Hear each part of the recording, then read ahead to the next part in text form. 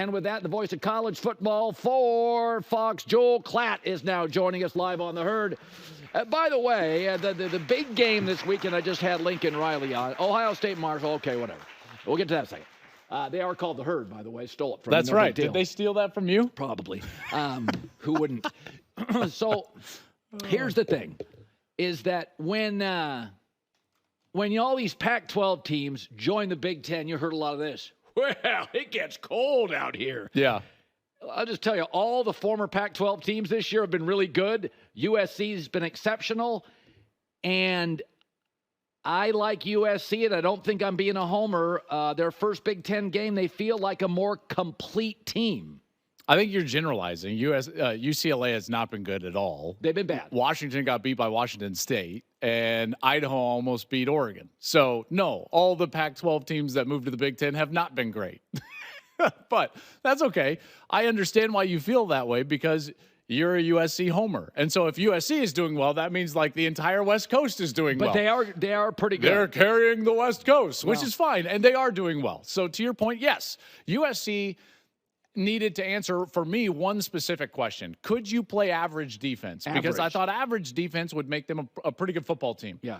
It's better than average. D'Anton Lynn, their new defensive coordinator, has come in and made that a strength of theirs. Yeah. I thought that USC had far too many defenders that were in one-on-one situations in space in previous years. Yeah. Not just like trying to defend, but trying to tackle in space one-on-one. What you see from this structure of defense is a very different style of defense. This is the Baltimore Ravens style of defense. So D'Anton Lynn cut his teeth under that Baltimore Ravens staff. So he was in the room with Jesse Minter and Mike McDonald when they were all learning this defense. Okay, so he goes off onto his own. And what this defense does in its structure and why it's been so successful, wildly successful, everywhere it's been, by the way. Baltimore plays great defense. Michigan had the best defense in college football last year. Seattle's 2-0. You look at what the Chargers have done defensively. Like, they are already really good under Jesse Minter. Here's what it does. It leverages the football well. And what they do is they force teams to drive 8, 9, 10, 11 plays versus creating big plays because they don't expose their players to one-on-one situations. They build a run wall up front with their interior defensive line. They have hard edges on the outside, and then they leverage the football with their structure of defense in the secondary in order to have hybrid athletes go and pinch the football and leverage the football. Yeah. So what does that mean? Colin, that means that they don't have as many one-on-one situations in space where one guy has to make the tackle. Yeah. That's what decimated USC in previous years. And now you don't find that as much. I think what's interesting for me about this game specifically, and I know maybe defensive football isn't like sexy for you to talk about, but I love that type of leverage stuff. Like USC was last great when they hit people. Pete Carroll. Well, and their defenses were some of the better defenses in the country. In fact, the reason they lost to Texas is that defense in 2005 wasn't up to par. They was missing 2 corners. And we digress. Now this team faces a Michigan team that is in full identity crisis. They're changing the quarterback, and it's not just like one for another. It's an entire philosophy for another. Yeah. They don't know what they are. What Davis Warren provides is vastly different than what Alex Orji provides at quarterback in terms of what their skill set is and what the offense's philosophy will likely be when they're in at quarterback. I don't envy D'Anton Lynn and USC because they're going into this and it's basically an opener. It's like, well, what are we going to see from Michigan offensively? Probably a lot of run. Yeah. And if I'm Michigan, guess what I'm going to do? Probably run it 50 or 55 times. Yep. I want to shorten the game, keep Lincoln's offense off the field, and I want to put Alex Orji in the best possible situation to succeed. Why not test the USC defense in terms of their physicality? Okay, so I've said this. Generally, the eyeball test in the NFL doesn't mean anything because everybody's big and fast. Sure. I kind of watch quarterback play at the NFL. The margin is not that far in the NFL. Everybody looks the same. You know, there have been some teams, Steeler teams years ago felt bigger and stronger, but Raven teams always had that sort of linebackers were bigger than everybody else's. So at the NFL level, I watch a lot of quarterback play and coaching. At the college level, I look at bodies. Texas looks like the #1 team in the country. They now are. I think that offensive line, I think it's the get out of jail free card. I think it's the classic, we're not playing well today. let's just run it behind them. Because, by the way, I watched Georgia play Kentucky. Every good team has a stinker. Everybody, you can't ask kids who are 19 years old to give me 13 great weeks. That O-line is just going to carry you through bad Saturdays. So line play is more important in college than it is in NFL. Because in the NFL, it's more similar across every team. Yeah. And so quarterback play in the NFL level is just like, oh my gosh. Feels like everything. It's everything. In college, what do we see win the national championship? If quarterbacks win Super Bowls, line play wins national championships. That's why SEC's been so great for 20 years. That's exactly right. Georgia was dominant for the last couple of years. LSU. Michigan was dominant last year. Where? Line of scrimmage. Right. Both sides of the ball, defensive and offensive. And when you see teams struggle early in the year, that's the first place to point. Did you know that, like, Oregon had shuffled their offensive line around? And were awful. They were awful, and then all of a sudden they find the right combination, and what happens? They look great. Yeah. Why? They figured out their offensive line play. They rotated guards and switched it around, and they found the combination that works. Georgia struggled because of the injury to their guard. Their guard is probably the best guard in the country. He's a first-round pick. Yeah. He gets hurt, and he's going to be out about 6 weeks. That's a problem for Georgia. They got pushed around by Kentucky's front in the first half. I think losing, I believe it's, I'm blanking on his name, Ratliff or something along those lines. Yeah. Anyways, they lose this guard. With their schedule, that's concerning to me. Yeah. All of a sudden, a loss or two is certainly in the equation for Georgia because they're going to be struggling in terms of an offensive line combination. Guess who's not struggling with an offensive line combination? Texas. That's why they look so good. Yeah. How can two quarterbacks look as dominant? Yeah, they're both skilled, Ewers and Arch Manning. They're playing behind an offensive line that is in a dominant offensive line. These guys, 4 of them have played for the better part of 3 years. Yeah. I remember when they started as freshmen. Kelvin Banks has started for like 1,000,000 years, and he's probably going to be the first tackle taken, or one of them. Well, it's not a good tackle year in the draft, so he'll be the first guy taken. Or one of them. But let me throw this at you. I do not believe in controversy. Clickbait is my enemy. Is it? That's it. But Arch Manning. Oh, my gosh. Arch Manning, if I was Quinn Ewers, I'd be like, Arch Manning's pretty tasty. But you don't peddle in controversy. Morally, I'm against it. Are you? That's fascinating. My value system is above it. But Arch Manning looks good. He does. So good. He looks good. Arch looks great. I know, he does. He does.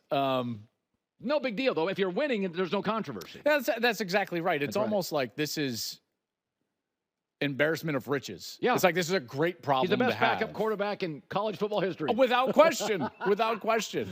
I think what was surprising was that he ran as fast as he did. I know. It's like seeing that number and name on the back run. You know, he almost hit 21 miles an hour because they have GPS, and 21 miles an hour is like fast. Yeah. You know, like I couldn't hit 21 miles an hour on a bike. That guy is just rolling out. Never forget this. The lineage. Archie Manning could run. He could. Eli and everybody else couldn't. Peyton could only run fast if he like leaned that big head forward. And Come it's on. like, well, you got to fit all that football somewhere. He's the smartest guy on the field. I will say this about Arch. Arch gives Texas the opportunity to just be patient with Quinn Ewers. Yeah. You don't have to rush him back. And now it also allows you to be more aggressive when Ewers comes back. Ewers can play a little bit more free than if you have a situation where you don't have a backup. Let me give you an example really quickly. A few years ago, Ohio State had Justin Fields, and they were reluctant to let Fields run, even though that was such a threat for him, because they didn't have a backup quarterback. Herbert at Oregon, same thing. Herbert at Oregon, McCarthy at Michigan. Yeah. You know, it's the same type of deal. So they were always playing with like a percentage of their offense because of the depth issue at quarterback. Good call. Texas doesn't have that now. You're going to get the entirety of the offense in its fullest because they've got depth everywhere. They've got depth at wide receiver. They've got depth at offensive line, and now obviously proven out to have depth at quarterback. Okay, let's talk. Last week I did something on my show. It got a lot of reaction. Was it controversial? I'm against it morally. But I did think this needed to be addressed. After 9 years as the fake ID of college football, Iowa graduated, got a nice job in an accounting firm in Sioux Falls, South Dakota. So I named Colorado as the new fake ID of college football, and I said at least Iowa could handle their beer. I mean, Colorado was like barfing on their shoes after half a margarita. I will say, last week, it's a win, it's a rival, but it is a little noisy for my taste. I mean, a lot of the noise comes from outside. A lot of the noise is, how about you shake hands with the team you just beat? Yeah, I mean, hey, how about if you're the opposing quarterback, you don't run your mouth as to the extent that Braden Fowler, Nicolosi ran his mouth and then couldn't back it up on the field. And by the way, if you just run the video a little bit, you're going to see Shedeur Sanders shake everybody else's hands. He daps up everybody from CSU except for this clown that ran his mouth about how good he was. Well, that's a little hard. I mean, he goes to CSU, whatever. So, I mean, I don't know what to tell you. Yeah. This team does show a little bit more than they did last year. What do you mean shows more? What do you mean? What does that mean? I was very critical of Colorado early in the season because I thought, man, nothing's changed. Just a bunch of new transfers. They've got this great quarterback and Travis Hunter, who's, by the way, fabulous. Honestly, he should be the first player picked in the draft. Possibly. He's the best player I've seen. He probably should. But if you were voting for the Heisman Trophy, you'd probably have to vote him. No, he's a great player. He is a great player. Yeah. Okay, so you have these like elite players, and then I thought, man, they haven't showed anything else though. The defense is still suspect and so on and so forth. And yet, you're starting to see a little bit of growth in areas outside of Shedeur Sanders and Travis Hunter. The run game, all of a sudden, a little bit better, a little bit more sustained, over 5 yards per carry in their last game. And they've given up 9 points in their last 6 quarters on defense. Yeah. That includes the Nebraska game. So all of a sudden now this defense is starting to improve, and now you've got this 2 weeks. And folks, I'll just put it to you this way. Rather than make proclamations of what they will be or won't be, or Dion this or Shedeur that, Colorado's season is going to be defined for them in their performances in the next 2 weeks. They've got Baylor at home and UCF on the road. If they win both of those 2 games, they're an upper echelon, upper tier Big 12 team competing for a right to go to the Big 12 title game. If they don't, then they're, as you said, probably the fake ID, even though you're reusing the bit. I mean, you could probably find another bit. The fake ID thing was Iowa's. Listen, isn't that a bit of a slap in the face to them? No, I think they tired of it. They were tired of it a long time ago. They were celebrating my pivot to Colorado. Okay, Klatt's top 10, Texas. I don't disagree with any of this, but I'll push back a little. So Klatt's top 10. For our radio audience, Texas, Ohio State, Miami, Tennessee, Georgia, Bama, USC, Ole Miss, Penn State, Oregon. I think Oregon, I'm not quite sure going to give them that much love, but whatever. Time out. Do you like Miami or do you just like Cam Ward? And if that's the latter's the answer, I'm okay with it. I don't trust Miami situation. I just like Cam Ward. Same.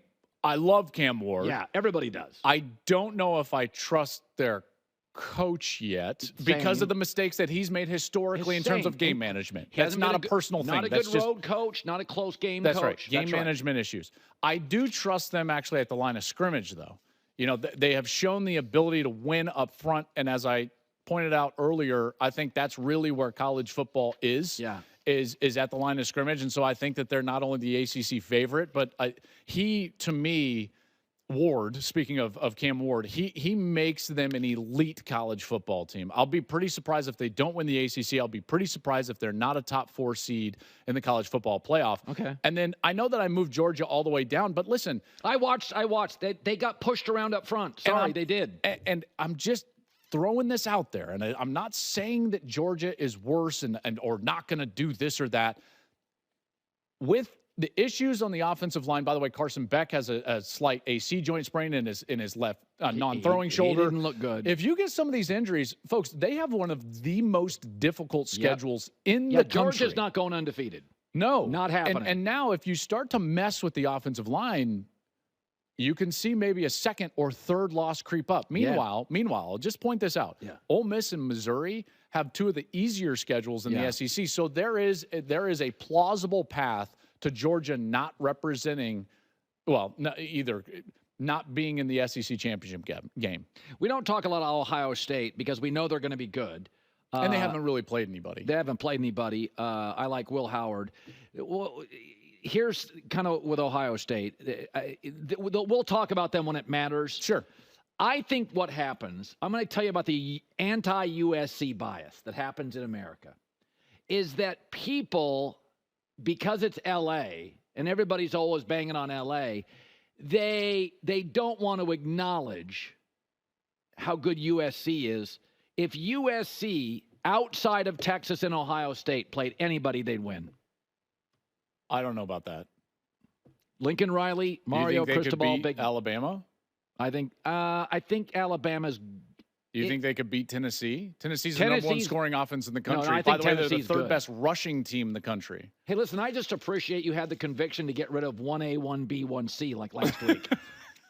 I was trying to present a clear tier hierarchy, if you will. You know that, the herd hierarchy. Yeah. I don't know about that with USC. If they win this week at Michigan, pending how the game goes, we will have a direct comparison through common opponent to what Texas did at the same location.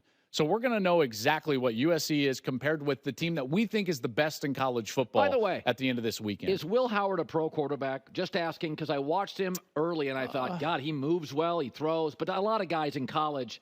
I mean, a lot of us get a chance. I mean, even I got a chance. Did you? Yeah. What happened? I got signed with New Orleans and didn't work out. Then Detroit didn't work out. Really? Yeah. You never told me that. Yeah. So, A real quick story about New Orleans. So this is right after Katrina. Sean Payton gets the job. They sign Drew Brees, draft Reggie Bush. So I go in for rookie minicamp, no contract. So I'm just an undrafted free agent, with Sean no contract. Payton and everybody there? Yeah, Sean Payton, Marcus Colston, these guys. Yeah. Wow. Mike Hass was actually their second-round wide receiver, and Colston was like the seventh-round wide receiver. So I'm sitting there throwing one-on-one routes and routes on air. It was one of our first drills in rookie minicamp down in New Orleans. And Sean was standing behind me, and he starts telling me, hey, throw it to that guy like high. Okay, now throw it to his back shoulder. All right, now stretch him out. And I thought he was like, hey, man, this kid's accurate. No. He was gushing over Marcus Colston, who was this low-round pick that they had gotten, and it was his first time to see him on the practice field. And I'm throwing these passes to Marcus Colston. Reggie was there. I was with Reggie in his first rookie minicamp, which another quick funny story about that, and I've told Reggie this story. We go on the flight. I'm leaving from Denver. He's connecting in Denver and then going to New Orleans. So he connects from L.A., and so we're on the same flight from from Denver down to New Orleans. He's in first class. I'm in like 37E, right? And we get off the plane, and we go down to the baggage to get our bags, and I'm just kind of like in a jumpsuit, traveling in kind of athletic gear. And he kind of realizes that, like, we're together, and there's a couple of GAs that are there to pick us up. He thinks that I'm just like a GA. So he rolls me his bag off of the baggage claim. And I'm like, this is Reggie, I'm like, Reggie's at this point, like a massive star, just won the Heisman Trophy. Like, he's the biggest star in college football and then in the draft and all this stuff. And so I have this thought. I'm like, am I going to tell him that I'm also a player, or am I just going to carry his bag? And I thought, I'm just going to carry his bag. So I just rolled both of our bags out to the bus, and I threw them on the little like Sprinter van that we were using. And then I got in the back with him, and he was kind of like looking at me like, why isn't he up front with the rest of the schlep GAs? And then he finally realizes it, and he was like, hey man, I'm sorry for rolling you my bag. I'm like, no problem. Do you want me to get it when we get off too? By the way, the NCAA accused him of getting a few bags rolled to him at college, but that was all untrue. It was a grievance and outrageous. Now it's legal, NIL. Isn't that funny? That's why, by the way, I watched that Connor Stallions.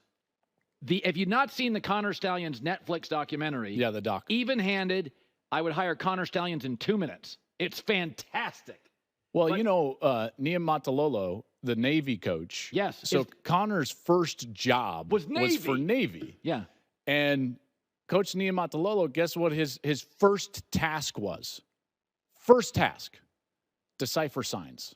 And he's like, okay, here we go. Connor Stallions went into the office, and the coach says, what do you do? And he goes, can you decipher signs for us? Sure. And Netflix, very fairly, I think Dan Wetzel was the reporter, Michigan was miles behind with Harbaugh in doing that.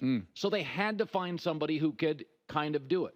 I think, and the other, it's a sore subject. I mean, you bring this up. I mean, people are saying with their struggles, it's like it was all the sign stealing, and they totally throw out the last half of last season where they beat all of those ranked teams without Stallions, without the operation, and they beat them worse. It's like the were they stealing signs on 4th down against Bama in the Rose Bowl? Like, get out of here. It's the same Colts fans who say Deflategate. They tracked Brady 16 games after Deflategate. Was the most efficient he'd been. Like, Tom's good. Michigan was good. They had a zillion NFL guys. You defend cheaters. Okay. But that's why I can't be outraged by Connor Stallions. The worst thing you could do in college football my entire life was pay a high schooler. Now they're bidding wars. Yeah.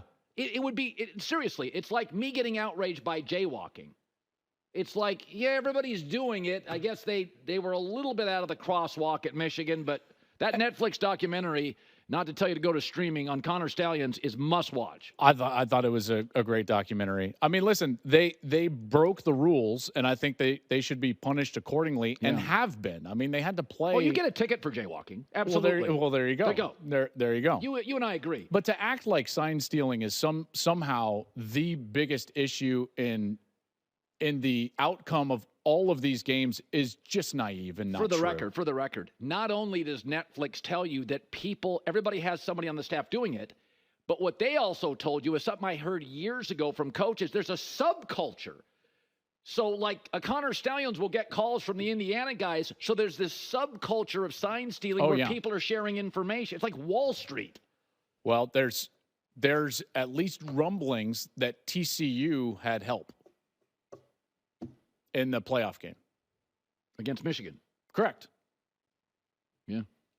Which it's like that's what it is. I don't know. I digress. We could do a whole hour on this subject. Yeah, it's when you're having bidding wars for high school players, settle down on sign stealings deciding games. You know what I was reminded of? Do you remember AJ Green? Yeah, of course. He got suspended for the first half of the season for selling his bowl jersey. How ridiculous. No, but the people, though, there were those of us, you were probably one, I was one, that were making fun of the NCAA because of that stuff. Sure. It's insane. The stadium's packed. The kid can't afford pizza on a Tuesday. Give me a break. Now he can. Oh, yeah. He bought a Domino's chain. Yeah. Now they're investing in Domino's. Hi, everybody. It's me, Uncle Colin. Subscribe here to get the latest from the herd, including exclusive behind-the-scenes videos and more, wherever you may be, however you may be watching. Thanks again for making us part of your day.